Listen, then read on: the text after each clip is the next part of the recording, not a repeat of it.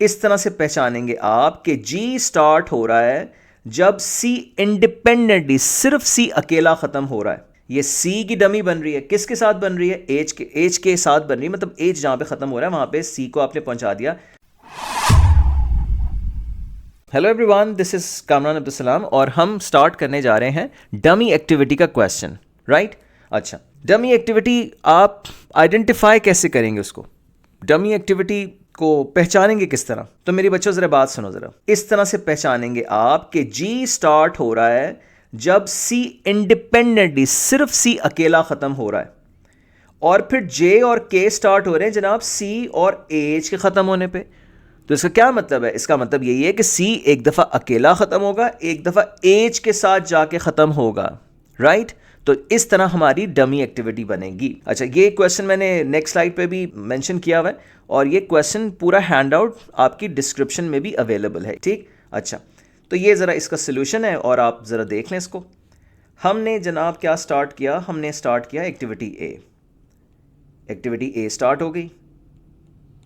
Activity ए का क्या duration है? 2 ड्यूरेशन है। फिर इसके बाद कौन सी एक्टिविटी स्टार्ट हो रही है? फिर इसके बाद एक्टिविटी बी स्टार्ट हो रही है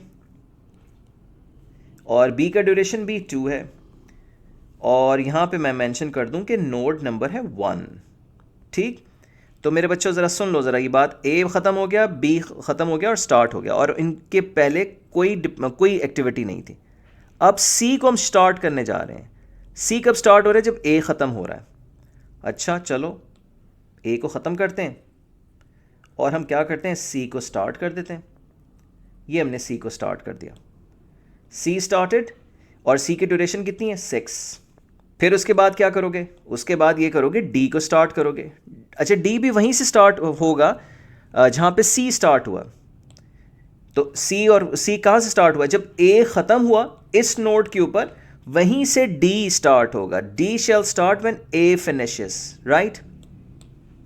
चलो, डी को स्टार्ट कर दिया हमने। और डी की ड्यूरेशन कितनी है? डी की ड्यूरेशन है 3 आवर्स, ये 3 वीक्स, कुछ भी कह लो। ई कब स्टार्ट होगा भाई? ई स्टार्ट होगा जब बी ख़त्म हो रहा है। ये बी को हमने किया ख़त्म और हमने स्टार्ट कर दिया ई को। और ई की ड्यूरेशन क्या है? ई की ड्यूरेशन है 1 आवर, ठीक? अच्छा, फिर उसके बाद क्या हो रहा है? फिर उसके बाद एफ को स्टार्ट करें हम जब बी ख़त्म हो रहा है। ये यहाँ पे लिखा हुआ है, एफ स्टार्ट हो रहा है जब बी ख़त्म हो रहा है। तो बी कहाँ पे ख़त्म हुआ था? बी नोड नंबर 3 पे ख़त्म हुआ था। मैं यहाँ पे नोड नंबर दोबारा मेंशन कर देता हूँ। और this is how we have finished activity B for Bombay. B को ख़त्म किया और एफ को स्टार्ट करेंगे। And this is how we have started activity F. F का ड्यूरेशन कितना है? एफ का ड्यूरेशन है 8 आवर्स, ठीक? अच्छा, अब क्या हो रहा है? अब वो कह रहे हैं कि जनाब जी स्टार्ट होगा। जी फॉर जर्मनी। जब सी ख़त्म हो रहा है तो सी कहाँ पे ख़त्म होगा? सी को हम यहाँ पे ख़त्म कर देते हैं। सी को यहाँ पे ख़त्म कर देते हैं और जी को स्टार्ट कर देते हैं। इसके ऊपर लिख दो जी एक्टिविटी है। जी का ड्यूरेशन कितना है? 2 आवर्स। चलो, सही है। अब एक्टिविटी एच स्टार्ट हो रही है। एक्टिविटी एच की मैं बात कर रहा हूँ। जब हमने देखा कि डी और ई ख़त्म हो रहे हैं, तो बच्चों आपको होपफुली ये बात समझ में आ गई होगी कि हम आगे क्वेश्चन पे जो एक्टिविटीज़ आने वाली होती हैं उसके ऊपर नज़र रखते हैं कि जनाब डी और ई यहाँ पे ख़त्म हमने किए। ये देखो, ये डी ख़त्म हुआ, ई ख़त्म हुआ, और क्या स्टार्ट कर दिया हमने स्टार्ट कर दिया एच स्टार्ट होगा। और this is how we have started activity H. और एच का ड्यूरेशन क्या है? ड्यूरेशन है 1 आवर, ठीक? अब इसके बाद एक्टिविटी जे स्टार्ट होगी जब सी और एच ख़त्म हो रहे हैं। तो सी तो यहाँ पे ख़त्म हो चुका है पहले। सी यहाँ पे ख़त्म हो चुका है पहले। मैं नोट नंबर मेंशन कर दूँ ज़रा, 1 2 3 4 और ये 5। सी पहले इस नोड नंबर 5 पे तो ख़त्म हो चुका है। वो कह रहे हैं नहीं भाई, जे और के को स्टार्ट करने के लिए आपको सी और एच दोनों को ख़त्म करना है। इसका मतलब है कि सी की डमी आएगी एच के पास, राइट? सी की डमी आएगी एच के पास, और वो डमी कैसे मेंशन करेंगे? अभी मेंशन करते हैं। ये मेंशन हो रही है डमी।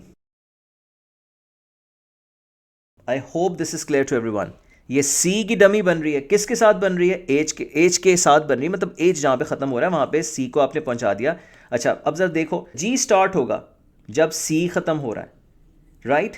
और जे और के के बारे में कह रहे हैं, यहाँ से स्टार्ट होगा जे और यहाँ से स्टार्ट होगा के। जब सी और एच खत्म हो रहे तो see as far as the start of J and K was concerned, तो सी यहाँ पे ख़त्म हो रहा है, नोड नंबर 6 पे ख़त्म हो रहा है, राइट। और एच भी यहाँ पे ख़त्म हो गया।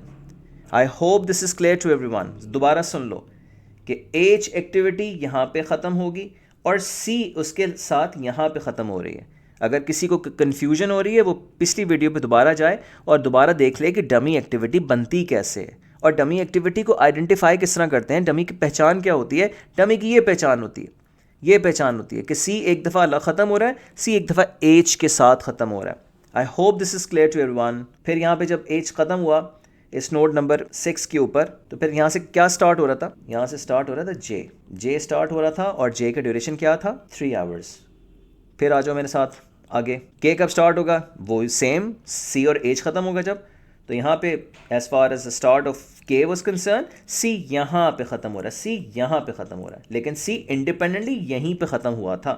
और now we are moving on to activity K, और के का ड्यूरेशन है 3 आवर्स। और फिर फाइनली एल कब स्टार्ट होगा, जब जी और जे ख़त्म होंगे, तो हम यहाँ पे जी और जे को ख़त्म कर देते हैं, यहाँ पे जी और जे को ख़त्म कर देते हैं। कैसे ख़त्म करेंगे, इस तरह ख़त्म करेंगे और यहाँ से हमने एल स्टार्ट कर दिया, दैट्स इट। एल स्टार्ट किया और एल का ड्यूरेशन 4 आवर्स, बात ख़त्म हो गई। अच्छा, तो क्वेश्चन को ख़त्म करें, कैसे ख़त्म करें, इसका पर्पज़ ये है कि you should make a finishing node where you will eventually lead every activity towards the end। ठीक, ये बात ख़त्म हो गई। ये क्वेश्चन का 40% वेटेज आपने कंप्लीट कर लिया, 7 और 8 नोड नंबर, ठीक है। अच्छा, this is the diagram alone. अब ज़रा मेरे साथ चलो ज़रा, 0 first value has to be 0, right. अच्छा, 0 + 2 क्या आएगा, 2 आएगा। 2 + 3 ये वाला 2 और ये 3, 2 + 3 क्या आएगा, 5 आएगा। 5 अभी लिखेंगे नहीं, 5 अभी ज़रा थोड़ा वेट करेंगे। कहाँ, किसका वेट करेंगे, 0 + 2 ये वाला 2 एंड 2 + 1 3 आ रहा है, तो 5 और 3 में से क्या वैल्यू आनी चाहिए, 5 आनी चाहिए।